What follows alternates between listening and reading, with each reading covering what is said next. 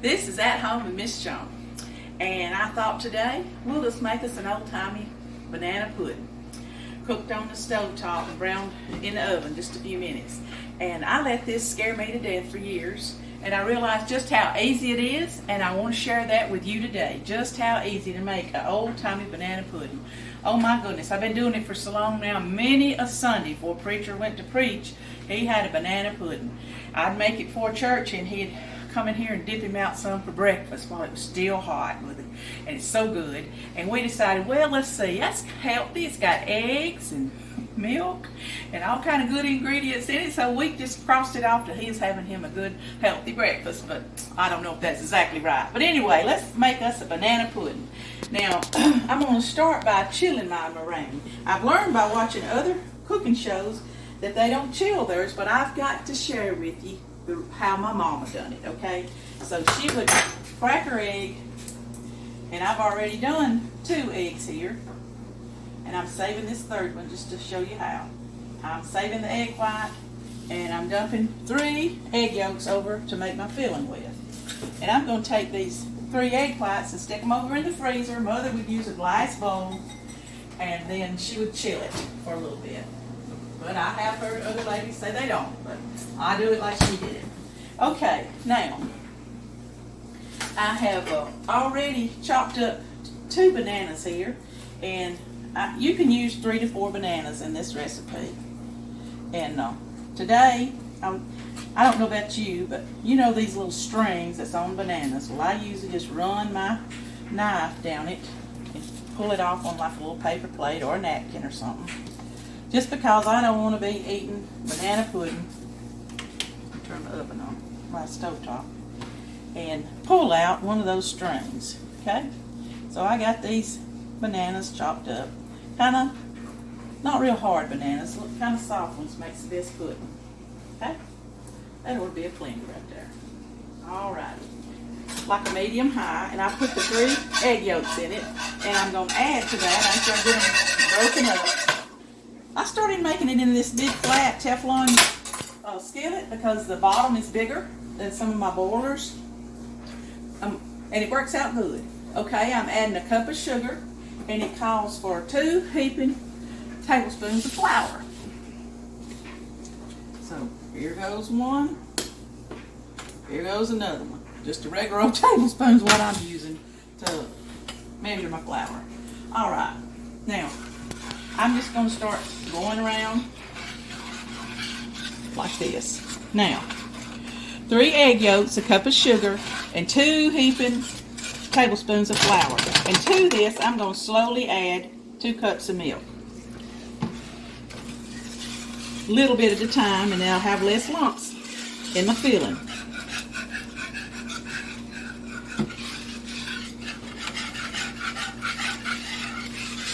This right here will cook until it gets thick. And that's the filling that you're going to pour over the bananas when you put them in the bowl with the vanilla wafers. Okay?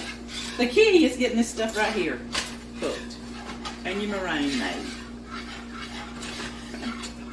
Now I'm going to slowly add some more because you can see that my lumps are gone.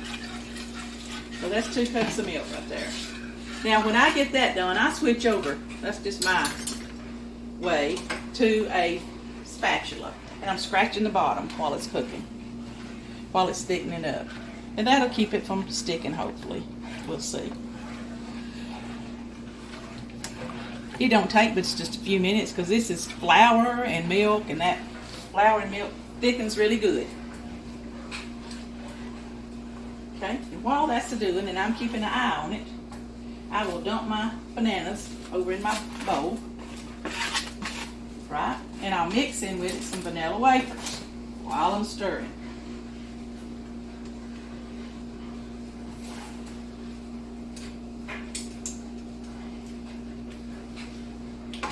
Now it's good in this too if you put your, what they call it, I call it a capful of vanilla flavoring.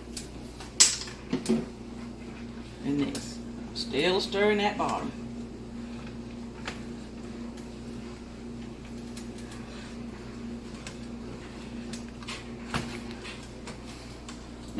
Okay, I think I counted them one time, about 30 vanilla wafers, but today I'm just kind of mixing them in here, and I use any kind of Nabisco kind or the Great Value, just about whatever I can find.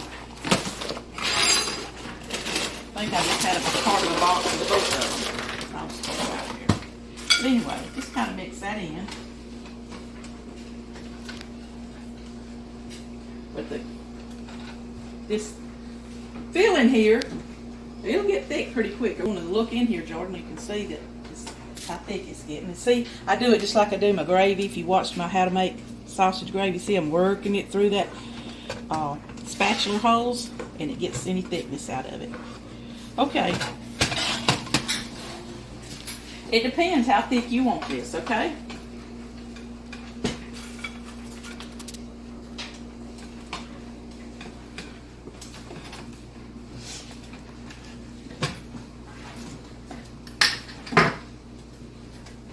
That's pretty good, but I might want it just a little bit thinner than that. So all you gotta do, just like I told you, making gravy, add a little more milk.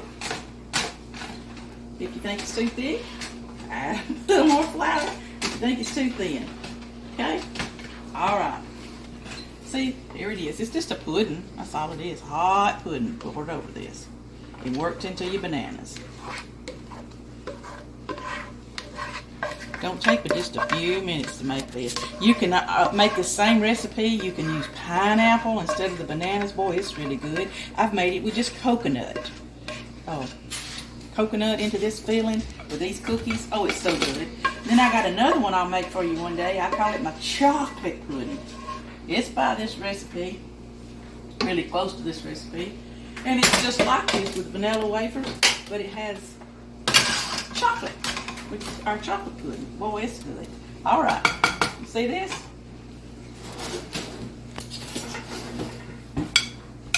The whole time that I've had this in here, old preacher loves this. Oh my goodness, he loves banana pudding. Okay, see, there it is. Ain't nothing to it. Just you learn how to make that filling right there, which is almost like a sweet gravy. That's all in the world it is. I'm gonna try to clean up the mess just a little bit. I don't know if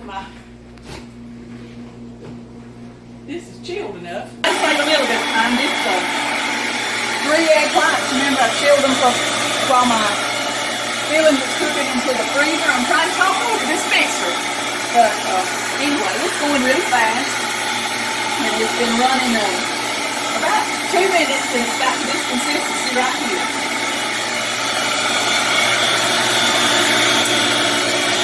And then I'm going to add some stuff to it. I'm going to add some cream of tartar, a teaspoon of cream of tartar. They say that this cream of tartar helps it stay firm and not melt away. So anyway, I have to go by what they say. And then I'm going to add about 1/4 cup of sugar to my meringue.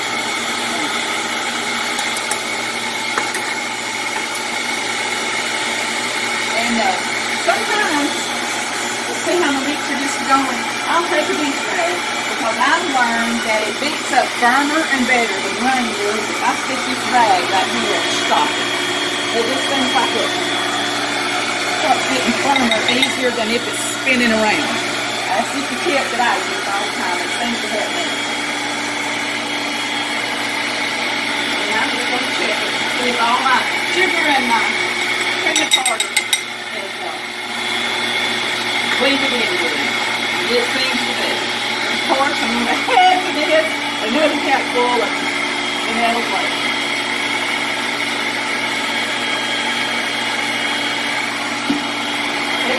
Pour around there.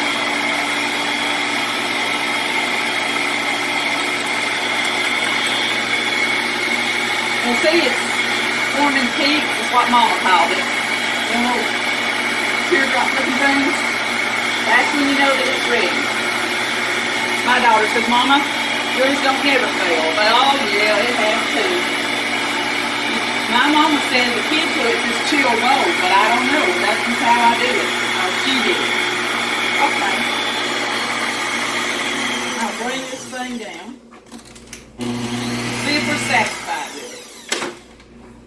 There it is. See that? Looks like pretty good. See the peaks that it's making? The little peaks? Then that lets you know it's ready. And I just flop it all over top of this thing.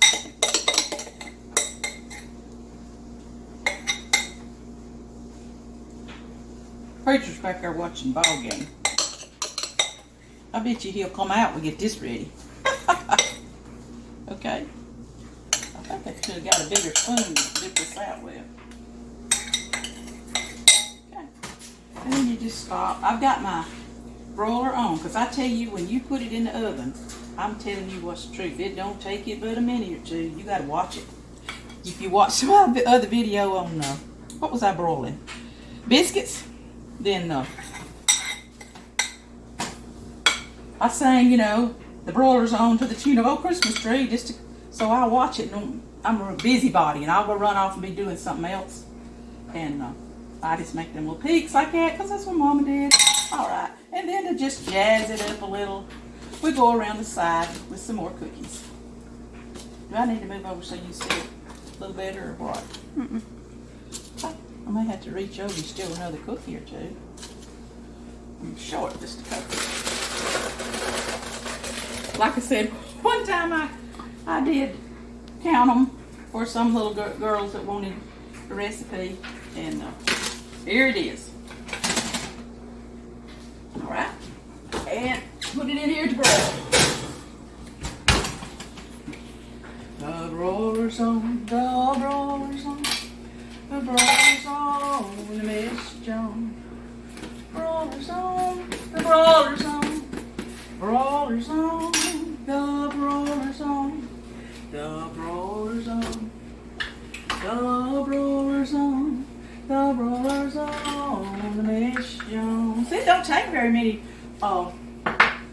ingredients. In fact, what I like about it is all stuff you usually already have in your kitchen. So, oh, it's starting to brown just a little bit. That's good. Like I said, I like using this flat top skillet because your filling cooks faster and better because it's such a big surface. It fits right down on top of the stove eye. Whoa, Lordy mercy. See?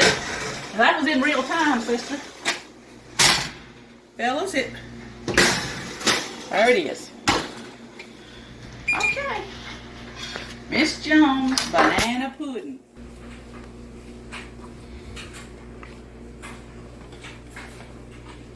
I'm left-handed, so I do everything backwards. We're pulling it out, so to speak. There it is. See all the goodness? There it is. Have all this wonderful filling inside. Old-fashioned cooked banana pudding. Easy to make, and you can do it. Don't let anybody tell you that you can't. You learned it right here at Home with Miss Joan. I love all of y'all.